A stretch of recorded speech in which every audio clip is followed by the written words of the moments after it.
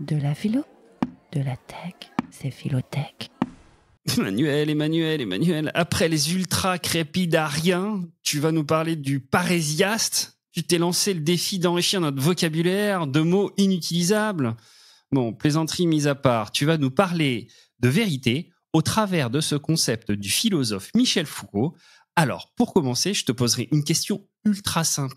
Pourquoi ce choix ? Écoute, on parle tous d'éthique, on parle tous de responsabilité, de confiance, de valeur ou encore d'esprit critique.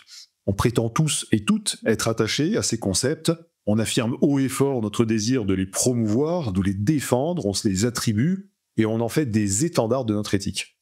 Alors tu as mentionné nos amis ultra-crépidariens, c'est-à-dire ces gens qui prétendent savoir alors qu'ils ne savent pas.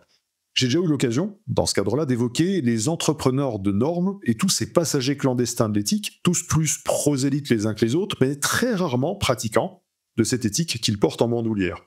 Eh bien, c'est de cela dont il s'agit. De ces acteurs de l'écosystème de l'IA qui mentent, cachent, louvoient, transforment la vérité, qui communiquent, bref, qui font de la cosmétique en prétendant faire de l'éthique. Alors on n'est plus, tu me diras, à un mensonge près. Mais il y a aussi, et il faut l'admettre, un environnement qui est propice à la pratique du mensonge ou de la dissimulation en matière d'éthique appliquée à l'IA.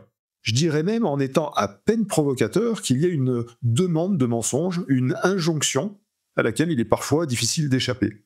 Et c'est dans ce contexte que la parésia devient très intéressante. Ok pour contexte, mais la parésia, c'est quoi au juste ? Eh bien, la parésia, c'est un concept inventé par Michel Foucault, pour faire simple, ce qu'il appelle, je le cite, le jeu parésiastique, c'est-à-dire un échange exigeant à la fois le courage de celui ou celle qui dit la vérité en dépit des risques, et, de l'autre côté, le courage de l'interlocuteur qui accepte de recevoir comme vrai la vérité blessante qu'il entend.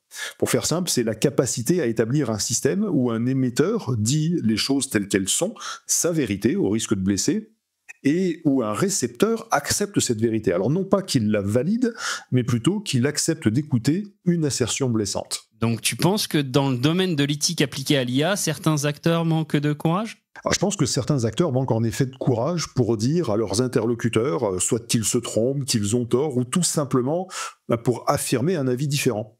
Et du coup, ils tendent à devenir des perroquets stochastiques qui alignent des mots en calculant, inconsciemment ou pas d'ailleurs, la probabilité des mots suivants, des phrases qui sont attendues par leur interlocuteur. C'est ce que je vois personnellement trop souvent dans les organisations publiques comme privées. Des individus qui sont en charge des questions éthiques, mais qui sont incapables d'exprimer leurs convictions, de s'opposer au discours dominant, d'aller contre leur hiérarchie. Et cette attitude, eh bien, elle participe d'un enfermement du discours dans une forme de bien-pensance et surtout, elle interdit cette attitude des potentialités énormes que pourrait ouvrir une discussion honnête où le courage de dire la vérité rencontrerait le courage de l'entendre. Alors pour reprendre Nietzsche, il faut en fait s'émanciper de ce qu'il appelle l'oligarchie de l'esprit, qui enferme la pensée dans des modèles préfabriqués pour oser penser la nouveauté. Mais comme je l'ai déjà dit, et Nietzsche nous le rappelle, ça n'est pas sans danger. L'esprit libre nietzschéen, qui préside à mon sens à cet exercice parésiastique, eh bien, il repose sur ce que Nietzsche lui-même appelle, je le cite, la volonté de se déterminer soi-même, cette volonté du libre vouloir qui, nous dit-il, est aussi une maladie qui peut détruire l'homme. Pour autant, eh bien, sans cette volonté, sans cette parésia, nul esprit libre, nul esprit critique, mais juste du verbiage convenu, qui lui aussi, à mon sens, peut détruire l'humain. French Tech, esprit critique pour tech éthique.